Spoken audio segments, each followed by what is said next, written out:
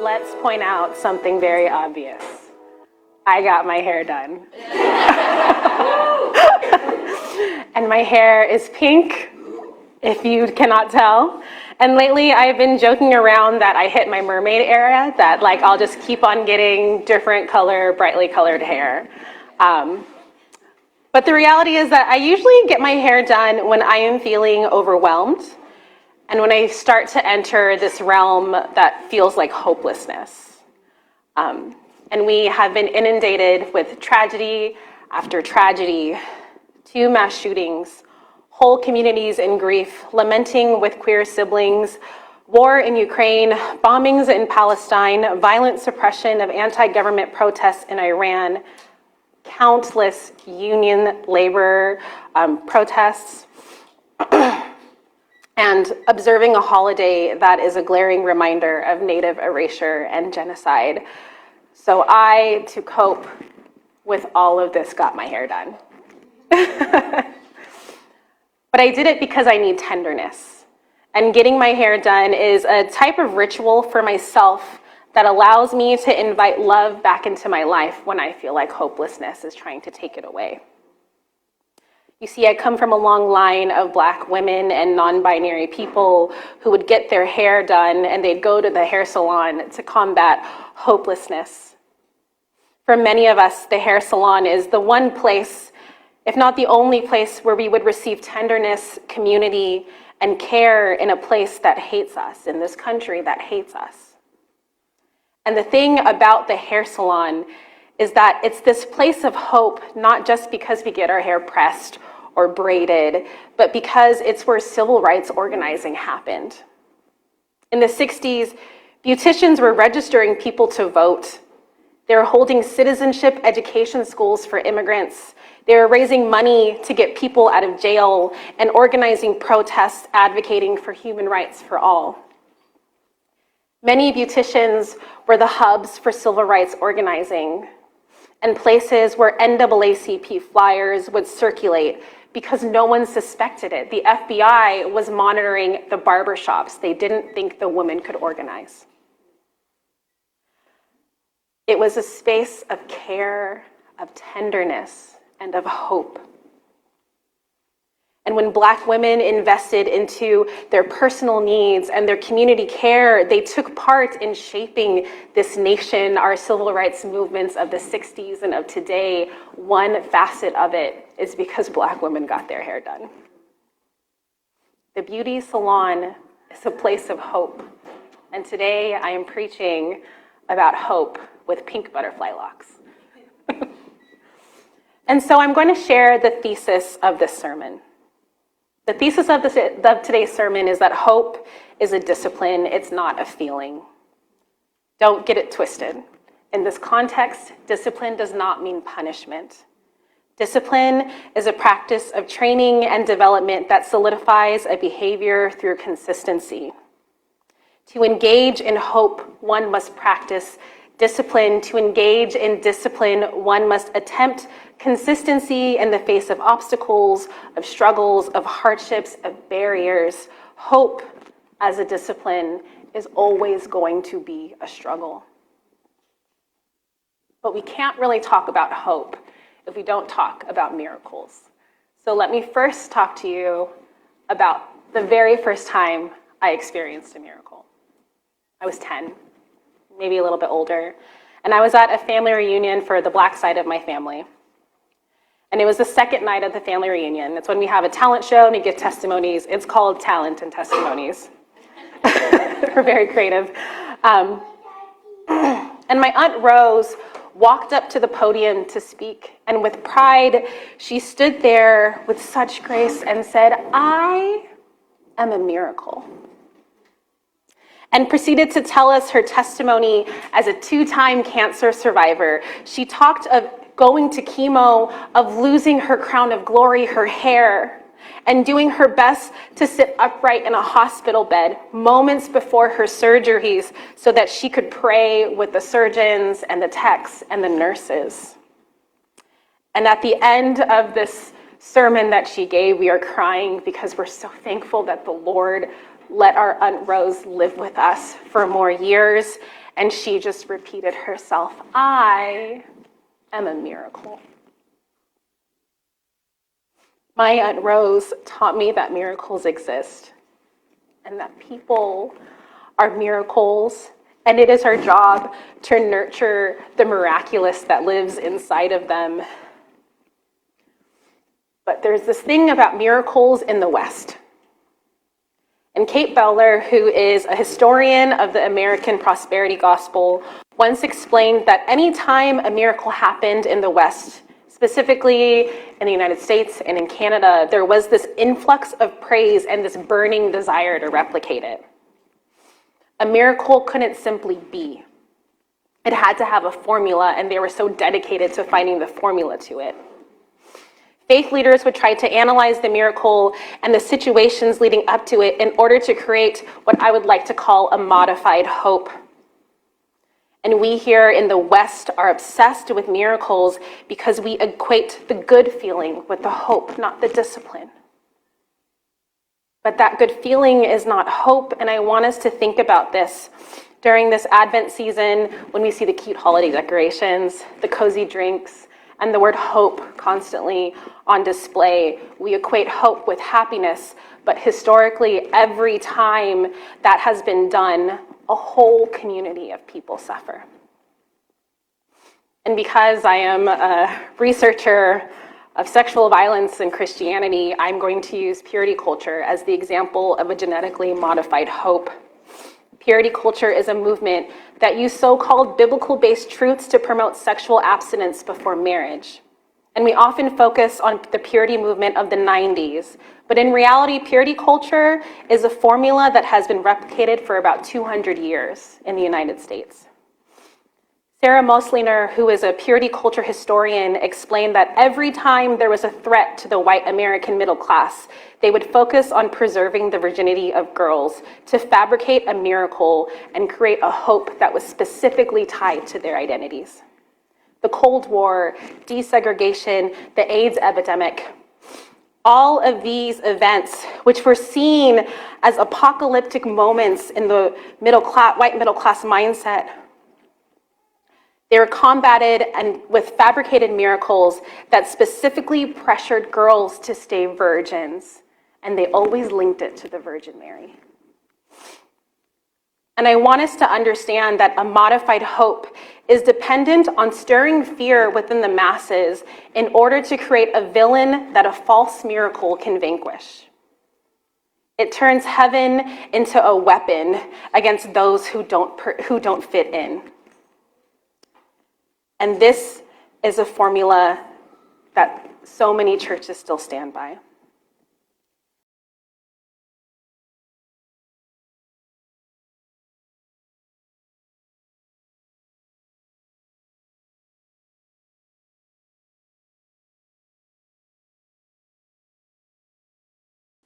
Nuance rejects a simple story about people. And when we embrace nuance, we stop thinking of things in polar opposites. There is no hot and cold, no good, bad, no right, wrong. Instead, we tell a new story that honors our reality. And embracing nuance means we let go of stereotypes while also recognizing how those stereotypes cause harm to whole communities. People are complex, and that is a gift from the Lord. It does not mean that we let the complexity stop us from showing love. Jesus constantly teaches me that love burns brightest in the places where we honor complexity. And nuance requires us to listen and to join in with one another to create a new story where dignity and love are at the center. I'm going to pause here because I just watched Wakanda Forever yesterday. And Ryan Coogler is really good at showing how you combat violence with nuance. So, in case you are wondering, if you want a tangible example, please watch Black Panther and Wakanda Forever to see how that works. Let me get back in the sermon. So with that, I'm going to read the Magnificat, which is the Song of Mary, because young Mary creates space for nuance. And I'm going to be reading from the First Nations translation of the Bible, which is actually a personal favorite of mine. The translation was made by and for Indigenous North American peoples, reclaiming and sharing the stories of the Bible to other Native North American and English-speaking people. In this Bible, the Song of Mary is not called the Magnificat. It is called the Song of Bitter Tears. And per the First Nations translation, Indigenous naming tradition is a name given, your name is given according to specific elements to that person's life. So Mary's name is actually Bitter Tears. And this is her song. From deep in my heart, I dance with joy to honor the Great Spirit. Even though I am small and weak, he noticed me. Now I will be looked up to by all.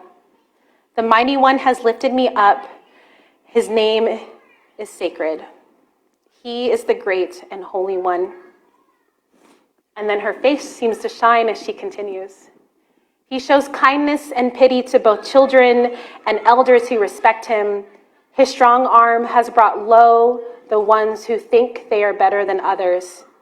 He counts coup with arrogant warrior chiefs, but puts a headdress of honor on the ones with humble hearts. Let me pause here. Counting coup is the warrior tradition of prestige, winning prestige against your enemy in battle. In Indigenous warfare, a warrior who could touch the enemy without harming them and return back to their encampment without harm is the one who receives glory in war. It's not about killing, it's about showing your enemy mercy. It is one of the traditional ways of showing bravery in the face of an enemy and involves intimidating him, but is also hoped to persuade him to admit defeat without having to kill anyone. When God counts coup, what God is doing is God is humbling someone and saying, I still believe that you can change. I will not strike you down. And so we continue on. Mary is smiling and looking up to the sky, and she is shouting for joy at this point. She says, he prepares a great feast for the ones who are hungry, but sends the fat ones home with empty bellies. He has been kind to the tribes of wrestles with Creator, who is known as Israel. He who walks in his ways, for he has remembered the ancient promises that he has made to our ancestors, the father of many nations, known as Abraham and his descendants. And the song is made entirely of contradictions. It's so complex. It is not a simple story. You have a child who knows by her bitter tears, who's known by her bitter tears, she is shouting and singing for joy. She knows she'll be looked up to even though she is small and weak. God, the Great Spirit, shows kindness and pity to those who are overlooked and forgotten. God humbles people rather than kills them. The Great Spirit prepares food for those who have been shunned from the table. There is kindness to the one who wrestles with the Great Spirit, and ancient promises are remembered. They are not forgotten. From any other eye at that time, Mary's situation would have been defined as hopelessness and shame, and she was perfectly positioned to be a scapegoat. But Mary doesn't see it that way. She holds the nuance of her moment and embraces the contradictions of life to help us see how God dignifies those who are marginalized, that this is God's character, that this is God's justice. And that leads me to my last point. Embodied hope dismantles violence. And my absolute favorite thing about the Magnificat is how dangerous it is. This is a song sung by a 12, 13, 14-year-old girl who's pregnant. And it's actually one of the most banned parts of the Bible. When the British colonized South Asia, they purposefully removed the Magnificat in their colonial schools. They believed that if the people of India read this specific text, they would realize the empire's sins and revolt. When European enslavers kidnapped indigenous Africans and forcefully transported them across the Atlantic on the Middle Passage, they created the Slaves' Bible, which was a censored version of the Bible used as propaganda to spread the message that African enslavement was a part of God's will. They would walk across the slave ships and read these passages, and the Magnificat was left out. Before theologian Dietrich Bonhoeffer was executed by the Nazis at Flossenburg concentration camp, he preached that the Song of Mary was a revolutionary text on the power of God. He said that Nazism is a God complex, and Bonhoeffer actively defied that God complex by showing how Mary's song reveals humanity's powerlessness to a God of justice. In the 1980s, the Guatemalan government banned the reading and the speaking of the Magnificat because it was used as a text to organize and inspire impoverished Guatemalans to believe that change was possible. And in Argentina, at the Plaza de Mayo, the human rights group known as the Mothers of the Plaza de Mayo would chant the words of the Magnificat. They'd get together and they would chant it in unison so everyone could hear their voices. And they placed posters of its words throughout the Capitol Plaza as demonstration. This was how they demanded the government to bring back the children who disappeared and were trafficked under that military dictatorship. If you want to embody hope, you cannot tolerate what is intolerable. As my friend Robert likes to say, beloved, we come to the altar and lay down the both sides argument at the foot of Christ. God is not a centrist. God has clearly chosen a side. And to embody hope means that we have to choose a side. You must stand in the face of injustice and proclaim that dignity, safety, and care is a right that all creation deserves because God says it is so.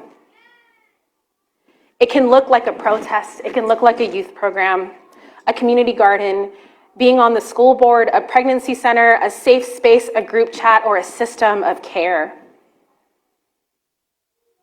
Unfortunately, the time we live in is a stark contradiction to Mary's song. And people today, unfortunately, misuse the identity of God to uphold our everyday violences. But to embody hope is to keep God's vision and to struggle for it. And it's not easy. It's not done quickly. You will come across many moments of brokenness. You will come across your own bitter tears. And this week, as I was preparing the sermon, I was calling my mentor and I was crying and I was saying, I don't think I'm the one who's going to preach this sermon. This shouldn't be me. I need to ask someone else to do it. And she just said, Camille, hope means that you have to leave yourself open to heartache. I won't be lying if I said that hope makes you feel good, because it doesn't. To have hope means that you live in defiance of something that is trying to kill you or your neighbor or someone in your community or someone you love. But like Mary singing her song, you have to have hope. To have hope is to believe that there is something more than the realities that we have been given. It is the glory of partnering with God to create a new world. That is what hope is. And there is this quote that I think of by Marsha P. Johnson. When I think of embodying hope, she was an African-American trans woman who was credited with starting the Stonewall Rebellion that launched the LGBTQ rights movement every year during Pride. She started that. That was her. What people don't usually know is that she was a devout Christ follower throughout her life. She was a part of the African-American Methodist Episcopalian Church. She converted to Catholicism. She loved Jesus.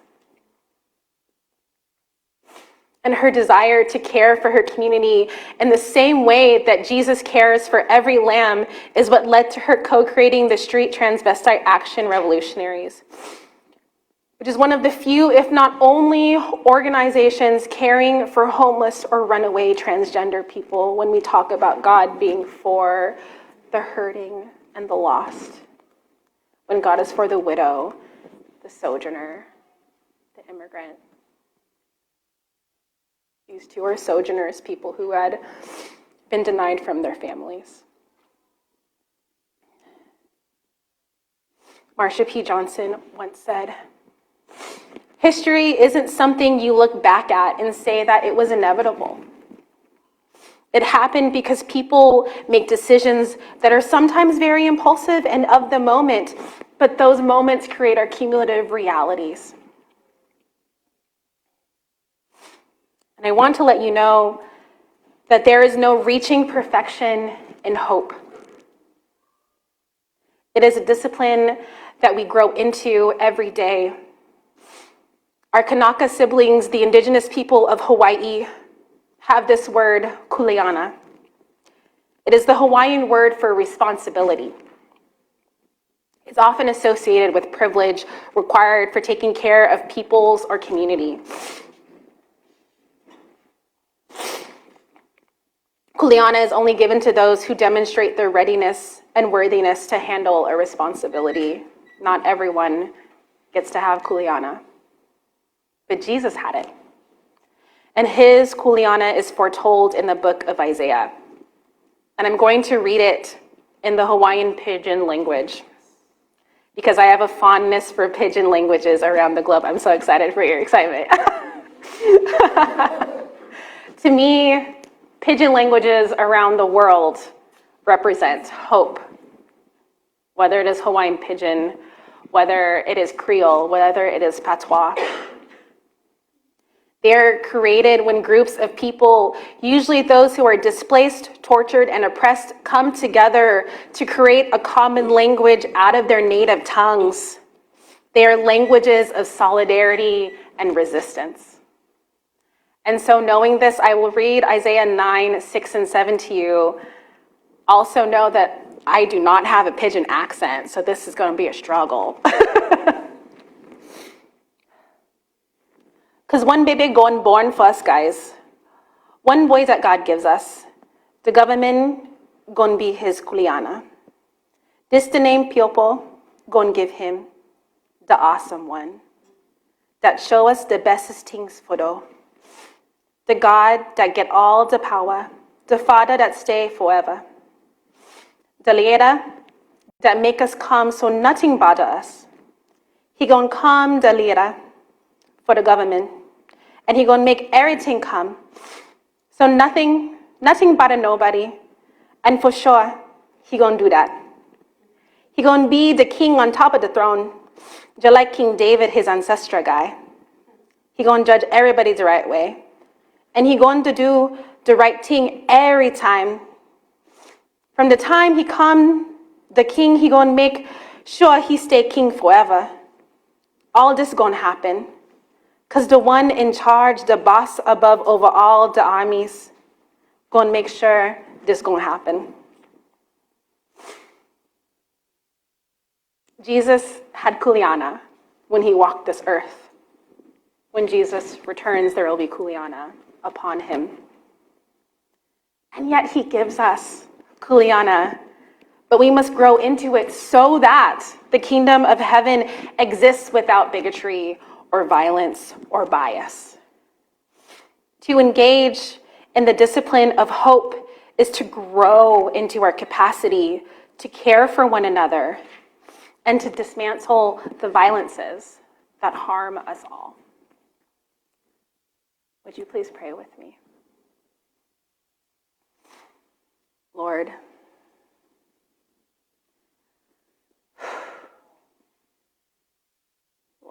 Lord.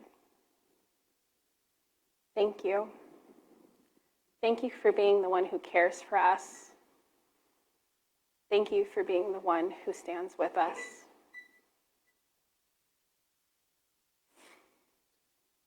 You know my prayers, and you know all the words, including the cuss words in my prayers. And I thank you that you listen.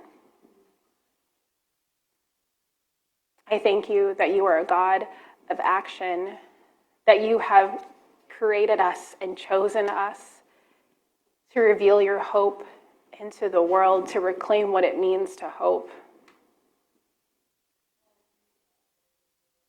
And Lord, I just ask that we hear your song, we hear your word, day in and day out, that we strive towards building our own discipline of hope, towards building an ethic of care that is befitting of you, that honors you.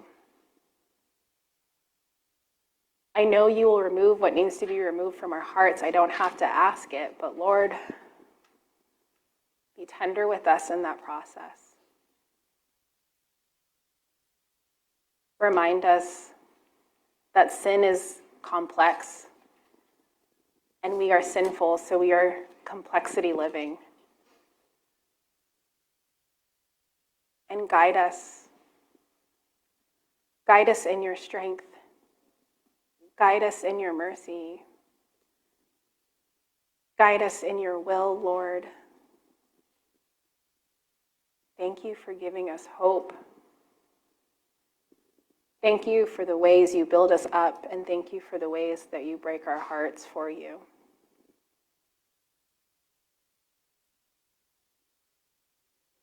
And please, Lord, let us know that you are here. Be as tangible to us, tangible to those who are listening, tangible to our community and our neighbors and our loved ones. Be tangible in the ways that we care, and be tangible in the ways where we just don't have an answer or a way forward.